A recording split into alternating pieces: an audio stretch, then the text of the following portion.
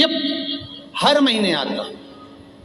जब आपके हृदय में कभी कोई बात आ जाए कि बाबा आज मेरा मन ये कह रहा है और आपको सुनना है बाबा, आपको स्वीकारना है बाबा, आपको मेरे मन की बात जानना है बाबा, बस हाथ में चंदन लगाया, बेलपत्री का भाग इस तरह से पकड़कर शिव जी से अपने हृदय की बात कहकर, मेरे देवाधिदेव महादेव से दिल से कहकर, अशोक सुंदरी वाली जो जगह होती है, आपको बताया है अशोक सुंदरी का जो स्थान होता है, ये शिवलिंग यहाँ अशोक सुंदरी की जगह, इस बेलपत्र को अशोक सुंदरी वाली जगह पर जहाँ शिवलिंग है, शिवलिंग की साइड पर पहले नंबर की पत्ती का मुख होना चाहिए, बस उसको रख दीजिए और उस पर थोड़ी देर हाथ रखकर अपने हृदय की बात मेरे महादेव को दिल से कहकर आ जाइए। अगली सोमवार की अष्टमी या अगला प्रदोष या अगली शिवरात्रि जब आती है, मेरा महादेव आपकी मनोकामना का भाव पूर्ण करता है। ये शिव तत्व है। एक बात अपने जीवन में उतार कर रखिएगा, सोमवार की अष्टमी, शिवरात्रि या सोमवार, प्रदोष, बन सके तुम्हारे पास में शिवालय हो या बेलपत्री का वृक्ष हो, वहां दीप दान अवश्य करना चाहिए। अब एक बात का स्मरण आपको रहे थोड़ा सा, अगर किसी कामना के वश अगर हम दीप लगा रहे हैं या हमारे मन में कोई भाव उत्पन्न है और हम बाबा से कहना चाहते हैं कि बाबा मेरा ये कार्य है आप पूर्ण करिएगा, तो फिर शिव मंदिर में भी लंबी बाती का दीप आप प्रदोष या सोमवार की अष्टमी या सोमवार या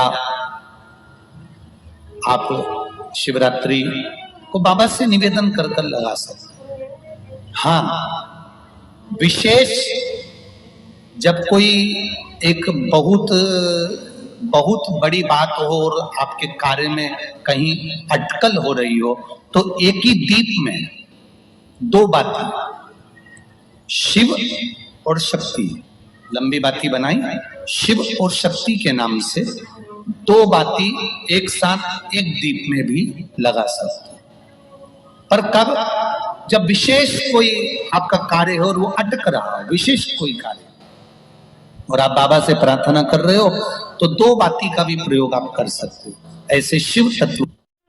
शंकर भगवान को धतूरा कब चढ़ाना चाहिए उसका विशेष ध्यान रखें। जैसे शिवरात्रि है, प्रदोष है, या सोमवार है, या कोई विशेष आपका उत्सव है, तो आप शिव जी को धतूरा चढ़ा सकते हैं।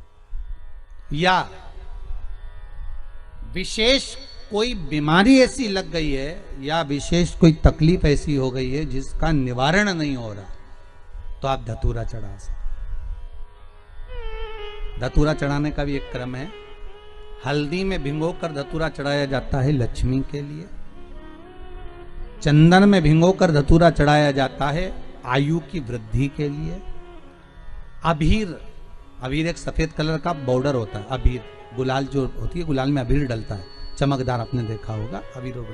तो अबीर में धतूरा जो डुबोकर चढ़ाया जाता है, अबीर को लगाकर चढ़ाया जाता है, वो रोग मुक्ति का होता है। काय के लिए होता है वो? रोग मुक्ति। ओम श्री शिवाय नमस्तुभ्यम, ओम श्री शिवाय नमस्तुभ्यम, रोग की मुक्ति। धतूरे का भी एक स्मरण होता है महाराज।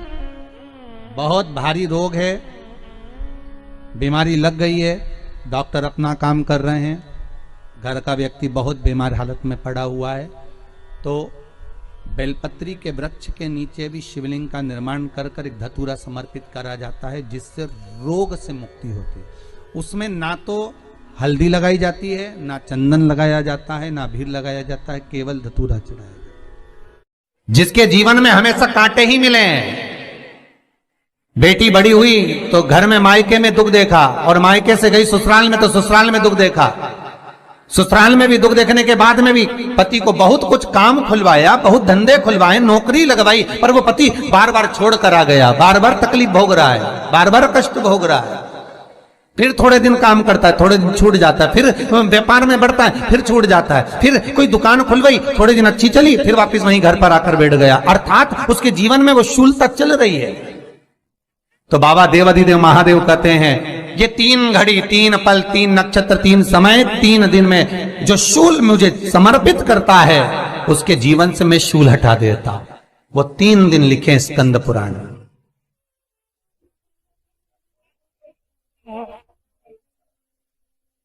महाराज, बैसाख महीने में जो प्रदोष आती है, बैसाख के महीने में बहुत ध्यान से सुनना भाई, जो अपनी जिंदगी से बहुत तंग आ गए हो, परेशान हो गए हो, कष्टमय जीवन जी रहे हो, बहुत दुखी हो गए हो, उनके लिए ये स्कंद पुराण का चरित्र फिर मिले ना मिले, आप प्रेम से सुन लो भाव से।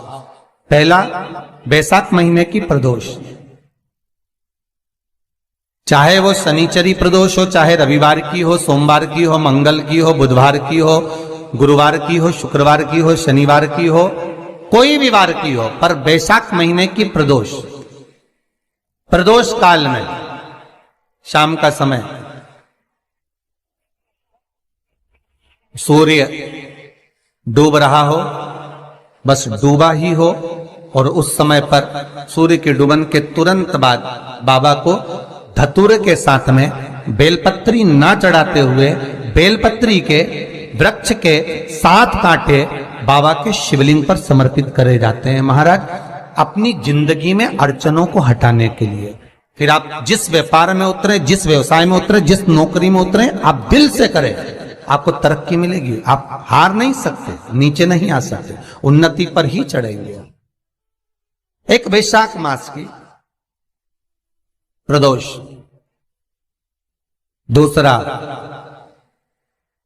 शिवरात्रि के दिन मध्याह्न का समय। महाराज,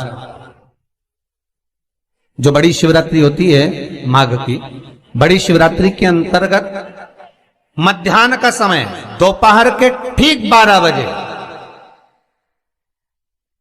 चाहे फिर वो कोई भी दिन हो महाराज, शिवरात्रि जिस दिन पड़ रही हो,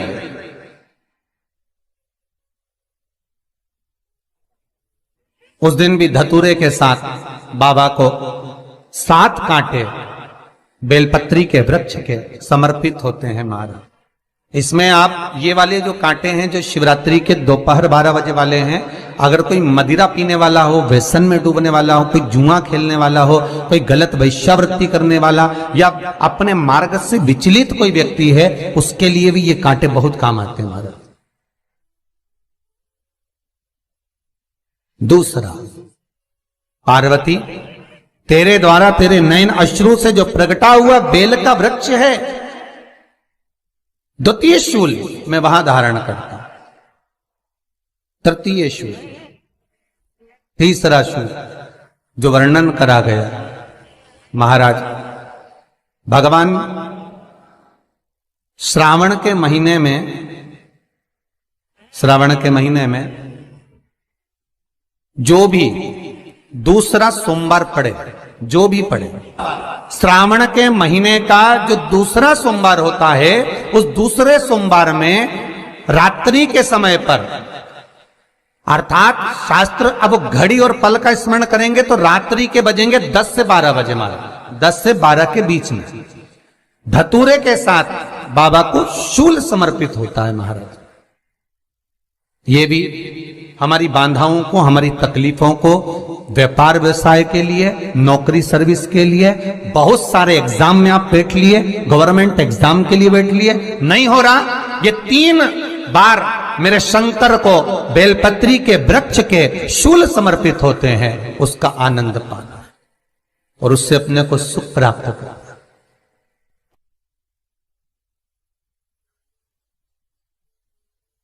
कि बाबा भोलेनाथ जी के नयन अश्रु से जो प्रकट हुआ वो रुद्राक्ष का पौधा है, माता पार्वती के नयन अश्रु से जो प्रकट हुआ वो बेलपत्री का पौधा है, और उमा और महेश, जिस महेश के वंशज हैं महेश्वरी, जिनकी 12 खाम प्रगटी है भगवान महेश के द्वारा,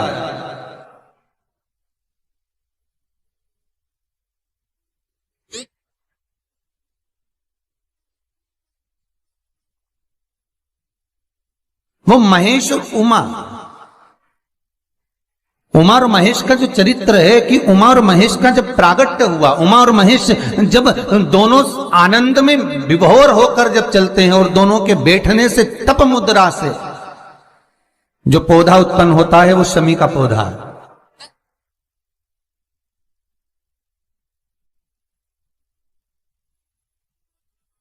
शमी का पौधा। तो एक बात ध्यान रखिए, शिव जी के द्वारा जो निर्मित हुआ उसमें कोई शूल नहीं है, उसमें कोई कांटे नहीं है। पार्वती के द्वारा जो निर्मित हुआ बेलपत्री का पौधा, उसमें कांटे हैं। और पार्वती के मिलन से भी जो उत्पन्न हुआ है शंकर के साथ में, उसमें भी कांटे हैं। शमी के पौधे में भी कांटे हैं, शमी के वृक्ष में भी कांटे।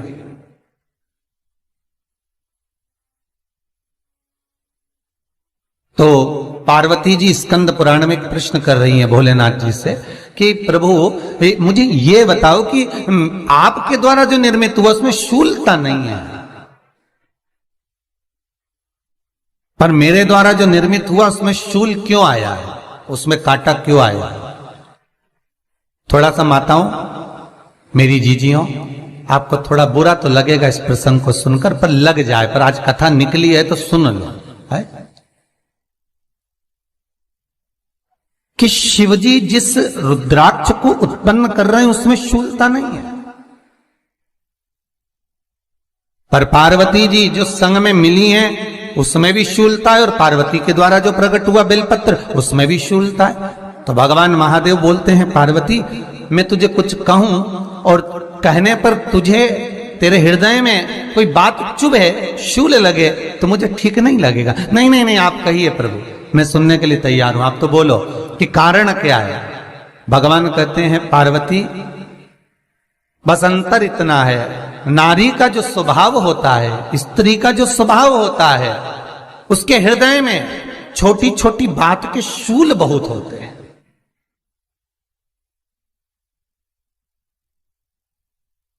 जेठानी ने ये कह दिया, देवरानी ने ये कह दिया, तुम्हारी मम्मी ये बोल दी, तुम्हारे पापा ने ये कह दिया, तुम्हारी बहनों ने ये कह दिया, तुम्हारे भाई ने ये कह दिया, तुम्हारे रिश्तेदार ने ये बोल दिया। ये नारी के भीतर ये शूलता रहती है। तो पार्वती जी बोली कि जितना तप आपने करा उतना तप मैंने करा, और जितनी साधना आपने करी उतनी साधना मैंने करी, और जितना आराधना दिल से आपने करी उतनी आराधना दिल से मैंने करी, फिर इसमें शूलता कहां से आ गई? भगवान शिव बोले, बस पार्वती बात इतनी सी है कि जब मैं आराधना करने बैठता हूं तो मेरी दृष्टि में सम्मुख में कुछ नहीं होता। जब मैं आराधना करने बैठता हूं तो मेरी दृष्टि में, मेरे सम्मुख में कुछ नहीं होता कि कौन ने क्या करा है, कौन ने क्या बोला है, कौन क्या कर रहा है, उससे मुझे मतलब नहीं होता, उससे मुझे कोई मतलब नहीं। पर पार्वती जब तू आराधना करने भी बैठती है ना, तो तेरी चित्त वृत्ति में कहीं ना कहीं किसी ना किसी रूप में कोई शूल आ ही जाता है।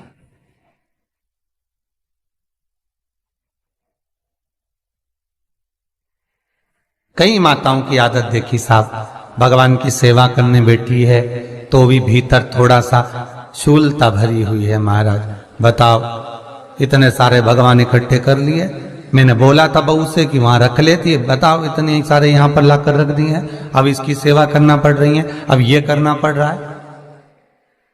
प्रसाद लेने के लिए रसोई घर में गई, भगवान का भोग लगाने के लिए, तो उसमें भी शूलता आ गई।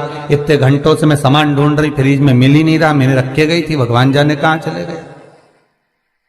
भगवानों को वस्त्र पहना रही है तो शूलता है। अलमारी का ड्रॉज खोला, इसमें मैंने सामान रखा था, ना जाने भगवान का श्रृंगार कहां चले गया, कौन ने हाथ लगाया, फिर शूलता आ गई। भोजन करने बैठे तो शूलता है, कोई कार्य के लिए जा रहे हो तो शूलता है।